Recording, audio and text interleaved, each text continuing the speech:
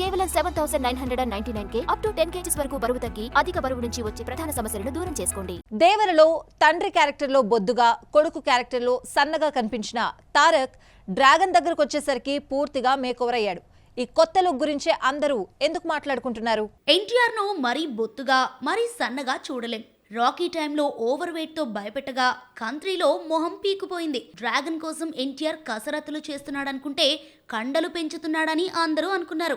6 pack వచ్చినా మొహంలో రూపురేఖలు మారిపోయాయి. ఎన్టీఆర్ కు ఏమైంది, ఏమైనా హెల్త్ ప్రాబ్లమా అని మాట్లాడుకునేలా మారిపోయాడు తారక్. టెంపర్ అరవింద్ సమేత వీరరాఘవ కోసం ఎన్టీఆర్ 6 ప్యాక్ లోకి మేకోవర్ అయినా ఫేస్ లో కళపోలేదు. అయితే డ్రాగన్ దగ్గరికి వచ్చేసరికి ఫేస్ పూర్తిగా మారిపోయింది.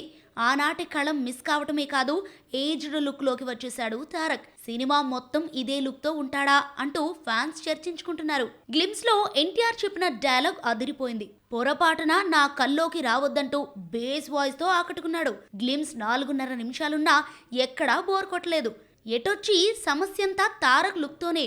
కళకళలాడిపోయే ఫేస్ ను ప్రశాంత్ నీల్ ఇలా చేశాడేంటన్న చర్చ హాట్ టాపిక్ గా మారింది. ఎన్టీఆర్ బర్త్డే సందర్భంగా మరో బిగ్ అనౌన్స్మెంట్ చేయాల్సి ఉన్న డ్రాగన్ సందడితోనే సరిపోయింది. అరవింద్ సమేత వీరరాఘవ తర్వాత గురూజీ ఎన్టీఆర్ సినిమా ప్లాన్ చేసినా వర్కౌట్ కాలేదు. బన్నీతో తీయాలనుకున్న గాడ్ ఆఫ్ వార్ కథను తారక్ తో ప్లాన్ చేశాడు. ఎన్టీఆర్ పుట్టినరోజునే ఈ ప్రాజెక్ట్ ప్రకటించాల్సి ఉన్న డ్రాగన్ మానియాకు ఎదురెళ్లటం ఎందుకని విరమించుకున్నారు.